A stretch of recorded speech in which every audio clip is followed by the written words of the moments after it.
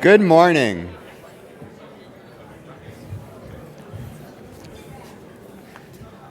Wow, you're a well-behaved group. Thank you.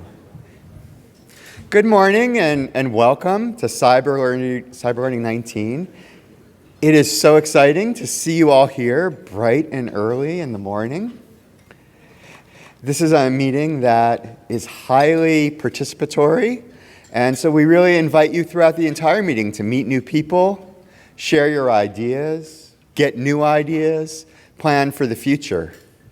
I want to remind you, as we started our conference theme, exploring contradictions in achieving equitable futures. So this is a meeting about tensions, about contradictions, about what we're uncertain about what we wish we could do better. And we're all going to work together to figure out what that is and what we can do about it throughout the course of the meeting. And I'll tell you a bit more about the agenda as we get started. I do want to start by acknowledging how many people are here and the different ways you've been with us. So just a show of hands, I'm curious, how many people were here for one of the very earliest Cyberlearning events, for example, the one at National Geographic? Cool. So we have some people who have been to Cyberlearning meetings for about 7 or 8 years now. How many people have been to at least one Cyberlearning meeting before? Terrific.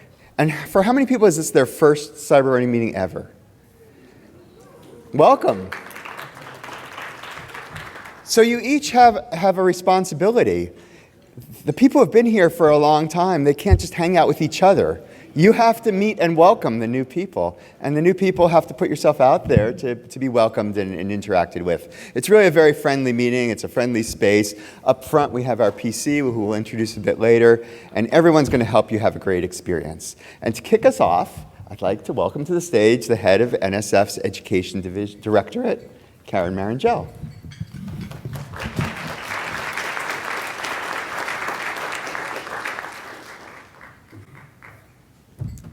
Thank you, Jeremy, and it is such a pleasure for me to be here with you this morning at 8 a.m.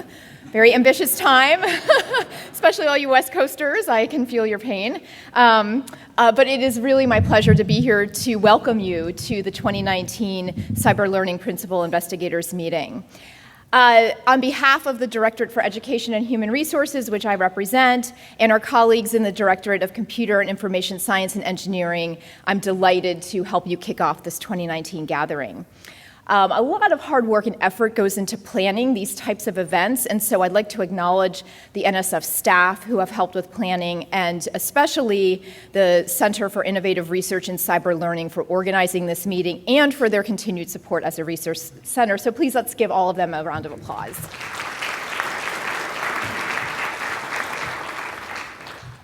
Today's meeting presents a great opportunity for you to collectively discuss your projects, share your interests and challenges, and to engage in conversations with your peers around the country. It is our hope that the dialogue will allow you to enhance projects and ideas that will have broader impact on cyberlearning research, both in the immediate future and in years to come. As you know, cyberlearning is a cutting-edge program. We might want to update the name, so give that some thought. And it's aimed at funding exploratory research projects that are pushing the boundaries in learning technologies and designing learning experiences of the future. This is such an important program to have at the National Science Foundation because you and we should be the leaders in this type of work. And I'm so proud that we enable the space for you to innovate and test and fail and figure out where we can succeed. Your projects involve innovations informed by both the learning sciences and the computer sciences and engineering. The program responds to the critical need to educate and re-educate learners of all ages in STEM content areas, as well as other areas that enable or contribute to STEM learning, such as literacy and communication skills, which we know are so important. At the National Science Foundation, we strive to provide the necessary tools to inspire the next generation of STEM learners. And these innovative technologies are not only inspiring future STEM learners, but they're also reshaping learning practices, which can potentially influence new technology design and lead to new advances in science and engineering. That is why I'm thrilled to be here with you today. and to thank you for the great work that you do and that you will continue to do in your projects. We realize that the nature of STEM research and mechanisms for teaching and learning STEM is changing, and you're part of that rapid change. Your work will help ensure that the U.S. continues to lead in leveraging these growing opportunities. As NSF plans for 2026 and thinks about the pressing questions that will help set the U.S. agenda for fundamental science and engineering research, we're also thinking about and thinking deeply about STEM education for 2026 and beyond and what that will look like. And you all have important insights to contribute to that thinking. Improving and enhancing STEM education is crucial to the economic well-being of the nation, and advanced technologies for learning is an increasingly critical piece of effective STEM education of the future, and the present, quite frankly. We know that to positively impact increased student learning outcomes, educational technology must be coupled with a deep understanding of how students learn. So the technology and learning environment must synthesize to enhance student-centered learning. Your work is pushing and will continue to push the boundaries of research on STEM learning by designing new models of learning and new learning experiences, integrating artificial intelligence into learning, teaching and research to maximize efficiencies and meet today's learners where they are by harnessing the power of digital and cyber technologies. And hopefully, as you know, NSF has now embarked for several years on 10 big ideas. And I want to mention just a few of these today because I think that the work that you do connects so well to some of these big ideas. The big ideas represent the bold agenda that drives NSF's long-term research investment. And these big ideas pose questions to ensure that future generations continue to reap the benefits of fundamental research in science and engineering. So 4 of these in particular. The future of work at the human technology frontier, which of course is emphasized in the current Cyberlearning solicitation. The future of work is trying to understand how constantly evolving technologies are actively shaping the lives of workers and how people in turn can shape those technologies, especially in the world of work. It does include, and I want to underscore this, the important work of teachers and supporting teachers through advanced technologies. I would love to see more work in this area, particularly in teacher professional development and teacher preparation. Second big idea I want to highlight is harnessing the data revolution. This big idea is engaging NSF's research community in the pursuit of fundamental research in data science and engineering, the development of a cohesive, federated, national-scale approach to research data infrastructure, and the development of a 21st century data-capable workforce. And as we all know, we cannot hide from data these days. And so whatever your projects can do to help enable new advances in data analytics and new training for working with data, especially with literacy and communication, keeping those in mind, those are projects that we are very interested in. The third is growing convergence research, and I think that the work that you're doing here so ably demonstrates exactly what we're trying to do with growing convergence research. This is the merger of ideas, approaches, and technologies from widely diverse fields to stimulate innovation and discovery in addressing the grand challenges of today's global society. So this meeting that we're at today in the Cyberlearning program exemplifies this big idea because it is informed by the convergence of multiple disciplines, including education, computer science, engineering, and the social, behavioral, and economic sciences. And finally, I need to mention the last big idea that I want to discuss, which is NSF Includes, which focuses on broadening participation in STEM and bringing it to scale. So I challenge you to think about how your projects, which are at the other end of the continuum, focusing on exploratory work, how these can connect to projects in NSF Includes and broadening participation. What we hope with NSF Includes is that that big idea will enable us to share more broadly what has proven to work and to scale up those efforts on a national level. Many of you have already incorporated investigating equity, diversity, and inclusiveness in your cyberlearning research projects, which is fantastic. And we need to continue to do that work and figure out how to move it forward. This is especially important because I'm concerned that the gap is growing between the kids that have access to schools that are well-resourced and the kids whose schools don't have those resources. So, this is all to say, your work is incredibly important. It is changing the landscape of what we know about computer science, engineering, and education potentially changing the landscape of education for the future. The range of ideas represented in this room demonstrate the diversity of research and education that NSF has supported, and we are looking for your best ideas to address the STEM research and education challenges of the future. So please keep up the incredible work, have an amazing meeting while you're here, and thank you so much for everything that you do. Hi, good morning, everyone. My name is Amy Baylor, and I know there's a bunch of you in the room that I have not met yet, and I'm one of the program leads for Cyberlearning, together with Tanya Kurelski, who is the co-lead from the SIZE Directorate. Do you want to just wave your hand, Tanya? She's over there. So welcome, everyone. Thanks for your role in conducting such exciting research on the frontier of learning with technology. We're thinking, there's so many of you that this is your first PI meeting. We haven't had a PI meeting for a while. The last one we had was 2.5 years ago. So perhaps, this is really time that we can all get together and celebrate what we've learned and build our community even more. So Cyberlearning, as I mentioned, is managed by 2 directorates at NSF, the Education and Human Resource Directorate, from which I'm from, and then the Computer Science, Information, and Engineering Directorate. It also is a very interdisciplinary program and has participation from the Engineering Directorate and the Social and Behavior and Economic Science Directorate. So you've got 4 directorates across NSF that are active and involved in the Cyberlearning program. So I just wanted to take a quick minute and recognize those that are on the working group, the program officers for Cyberlearning. I mentioned myself, Tanya Kurelski. In EHR, we have John, and if you're here, just maybe wave your hand. I don't know how many people are here quite yet, because it's a little bit early.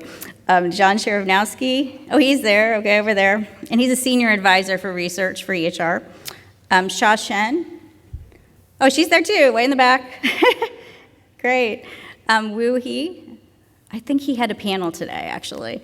Okay, Bob Russell. Okay, he might show back later. And then those are from EHR, and then from SIZE, we have Andrew Kern.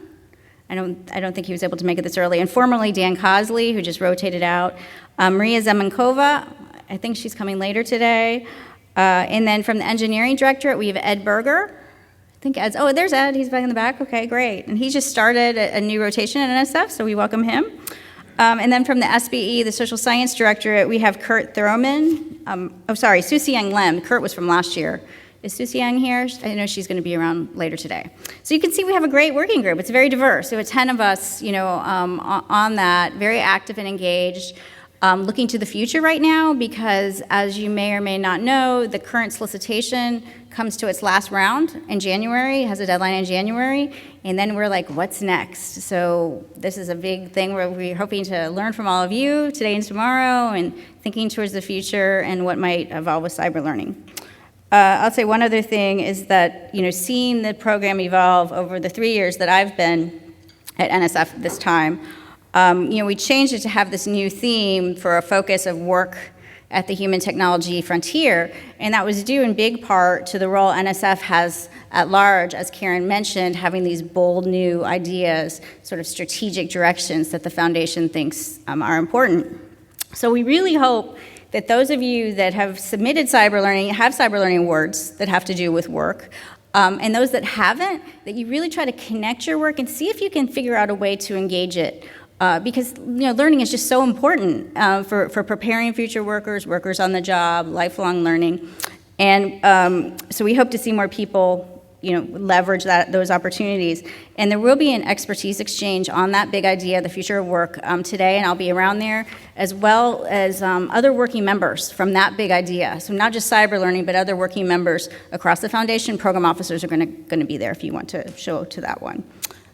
So that's all I have. So many thanks to the program committee, and I know you're going to have a chance to do that, and CIRCL, which is the Cyberlearning Resource Center, I'm sure you all know.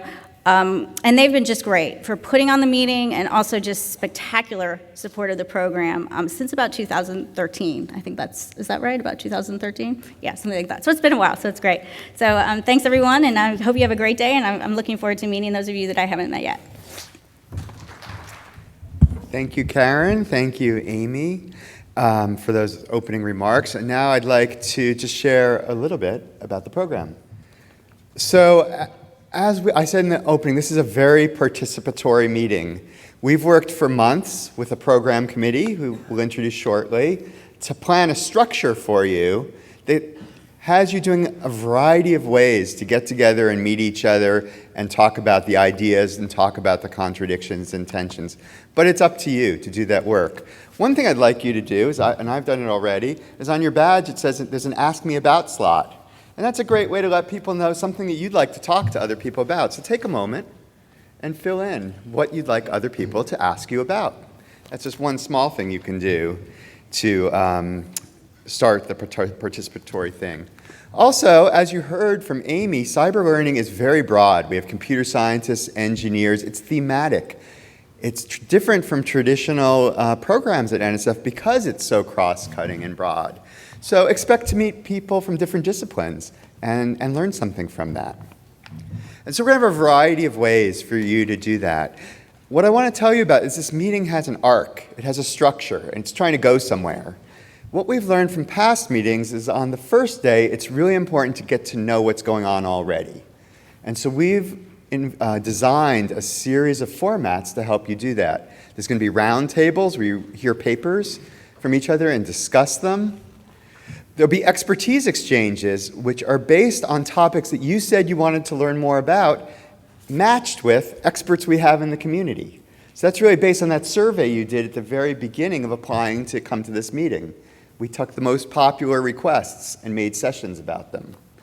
There's going to be a series of working sessions this afternoon, and I particularly want to highlight those because those are the culmination of a process that NSF started where it invited 9 proposals, it funded 9 proposals for workshops, each of which got together between 20 and about 80 people to deliberate the future of cyberlearning. The results of those workshops are under the Workshops tab on the CIRCL homepage, and you can read those reports. So we want to engage with those reports and pull you into thinking about where the future is going. So the first day, and there's a gallery, poster gallery at the end of the day. In between, we have some wonderful keynotes, but we'll talk about those later. So what I really want you to get a feel for is the first day is about getting grounded in who we are, what we know, meeting the community, becoming aware of the different expertises that are here. And then the second day, which we'll talk a lot about tomorrow, it's about the future. The morning is going to have a lot about future funding, because as you've heard, there's multiple funding opportunities. There's not just one program here. And we have people from different agencies coming to talk to you as well about funding opportunities. And what we're going to be pushing for is at the very end of the second day, there's a town hall session, which Amy and Tanya will be present for, really to listen to you. What have you seen in this meeting? What has gotten you excited? What do you feel committed to that must happen in the future of research in our field? Where do we have to go? They want to hear that because, as you heard, there are opportunities to shape future directions of funding. And so we want to be articulate. And so even today, I want you to be thinking, what's fresh here? What's new? What have we accomplished as a field, and where do we need to go next? And so be thinking about those things so we can bring them to the fore as our arc of the meeting progresses. Okay, now let me introduce my co-PI in running the CIRCL Center, Sarita Pillay, and she's going to tell you some more information about how we put this all together and what awaits you. Thanks, Jeremy. Welcome, everyone. So I'm Sarita Pillay, part of the CIRCL team, and it's great to see you all here today, bright and early. I have an announcement to make, and then I'm going to acknowledge some people. As Jeremy said, it takes a lot of person power to make a meeting like this happen. It's great, again, to have you all in the room, but there's many people who can't be here, lots of competing meetings, and a lot going on the start of the academic year, and competing priorities on people's time. So we do have a hashtag. It's NSFCL19, so please tweet what you're seeing, what you're hearing, what's giving you pause and food for thought, and help us really tell the story of what's happening here over the next 2 days for the people who can't be here. So please do that. I definitely want to acknowledge the program committee who worked really tirelessly to make this meeting happen. And so I think most people are in the room, so I'm going to ask folks to stand up. Our program chairs this year were Cynthia D'Angelo, Tammy Clegg, and James Lester. You can stay standing, we'll keep clapping. But there were also program committee members, Amar Abbott, Marcella Borga, Matthew, could you stand actually as I read your names? And Matthew Boyer, Peter Brusilovsky, Andres Henriquez, Steve Hickman, Christopher Hoadley, Sherry Shee, Yangi Kim, Aaron Walker, Marcella Worsley, and Nesra Yanier. So if you see these people, their names are in the program book, a big round of applause for the months and months of work that they put in to make this meeting happen. We are very, very grateful.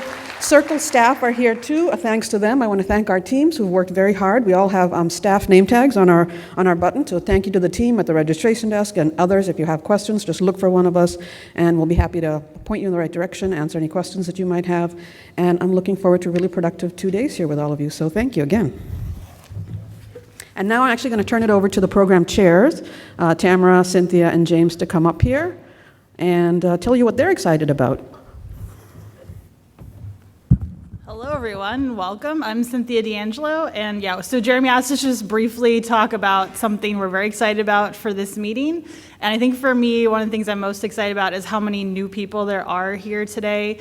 It's really great to see just like new people, new ideas, and fused into the community. And I really hope that you kind of take to heart what Jeremy said about it really being a participatory meeting. Tammy and I hosted a webinar last week for some of the folks who it's their first time, and really try to emphasize how important it is that you are active and trying to figure out, what's my part in this community, and really trying to see where you fit in and see what everyone else is doing. So welcome to all the new people especially, and everyone else, and I hope it's a great meeting. Hello, everyone. My name is Tammy Clegg, and I am really excited about the hard work that the organizing committee, the CIRCL team, and everyone has put into making an interactive, a truly interactive program that invites the voices of all who are involved, from those of us who are more old-timers to the newcomers that Cynthia just mentioned. So I look forward to hearing how all those voices are integrated and come up with new, fresh ideas.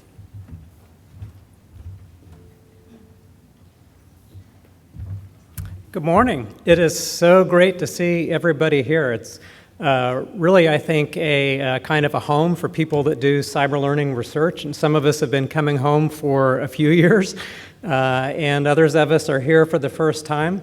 So I'm really hopeful that we can all get to know each other. Personally, I'm most excited about the sort of dual opportunity and need that we face in cyber learning. So we've never seen a time where there's such potential of technology to help learning. We've never seen a time like this, and that is really an amazing thing to be here to grapple with this. On the other hand, we've never had a time when the need is so great, and we mean this on a sort of systemic basis, as well as really understanding how technologies can help learners learn and help us understand how they learn. So I hope over the next couple of days we can really grapple with these very, very difficult and interesting questions and come up with some answers as a community. Thanks. Good morning. Can you guys hear me okay? I'm Judy Fusco, and I've been working with CIRCL since the beginning. And this morning, I get the pleasure of introducing our buddies and our CIRCL educators. I'm going to give you a quick history on buddies. In 2015, we had some Einstein Fellow teachers come to our meeting, and they were fabulous, and they brought such new ideas and important pieces to our conversation that we decided to make it a more formal program. So this year we have 17 buddies here. If you're a buddy, please stand. If you're not a buddy, please take a look around. Make sure you welcome these folks. And also on our website, there's a page about our buddies, and in the program, there's also a page about the buddies. Any PI can nominate a buddy, and then we have a review process. And I should thank Marcelo and Steve for being part of this process to help get our buddies here. Buddies, you can take a seat if you want. Don't want to make you stand the entire rest of the meeting. And then 2015 Einstein Fellows, now it's a formal program, and we're super excited, and please do welcome them. I also wanted to have our CIRCL educators stand. So CIRCL educators, please stand.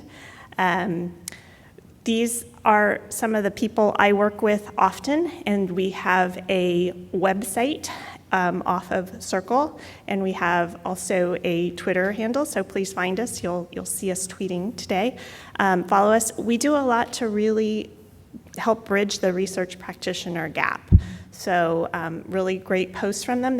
We've got a poster tonight with CIRCL educators, so please say hi to them. And now I'm going to tell you that we have 3 things to go through for the social networking. I'm going to stop talking so that we can be interactive shortly, but I do need you to listen very carefully because we are going to move around when we're starting our social networking. Before I do that, though, I'm going to turn it over to my colleague Patty, and she's going to tell you about a game that we have going for the entire conference so that you can get to know people.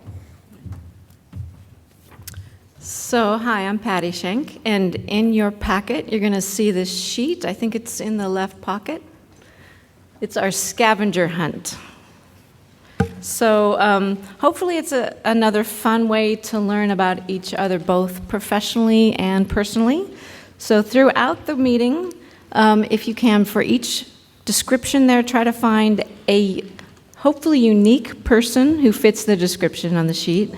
Introduce yourself, ask them a question, and if you can fill this in and give it to the staff at registration when you're done. We're going to have prizes at the end for the most unique matches, but also we'll choose randomly, so don't stop if you're not first. It's not all about competition, so that's a new rule this year, not just the first. So we hope that you find this as a fun way to get to know each other. So we started the Scavenger Hunt back at the conference that we did with Games Learning and Society, and I believe Janet Kolodner was one of our winners back then. So we've kept a scavenger hunt. I think on that conference we were actually doing a round of bingo, and it's morphed a little bit, but the spirit is still there. So I think we're up to the part that always makes my heart pound, because I'm going to ask you guys, don't move yet, I'm going to ask you guys to move and get into 2 lines, and we're going to do speed dating. How many of you have done speed dating before? Cyberlearning speed dating before? Okay. So we're going to have 2 lines of people, and we're going to talk for a few minutes, and then we're going to rotate. And there's a lot of us here, so our lines are going to be very long. Sherry, and Sherry, she's going to come up and help, and Erin's going to come help at the end of the line. And is Yang He here? Is she able to help? I think we talked about her helping as well, because there's a lot of you, and it gets confusing when we move around. So we're going to start the line up here behind Sherry. There's going to be 2 lines, though, parallel lines. You guys know parallel lines, I'm sure. You guys got this, right? Yeah. So we're going to go towards the door, then around and around and around, as long as we need to have 2 parallel lines. And then we're going to talk to each other. And one important thing that Sherry reminded me, because I don't think I did it last time, we need to stand arm's length apart if possible, so that we can actually hear the person we're trying to talk to. Because there's a lot of you, and it will get very noisy. So form 2 lines, parallel lines, but be like arm's length apart. How many people think they can do this? Do I need to go back over these instructions? Are you guys good? Okay. Should I say we can move now? We're going to talk for 2 minutes each person and then switch. So 4 minutes total. Try to be a good listener. Try to learn who you're talking to. Try to ask questions. Be that active listener. Do that the whole conference. But this is our warm-up activity. And I'm going to say go, and my heart is going to pound to do a good job. 2 parallel lines, arm's length apart.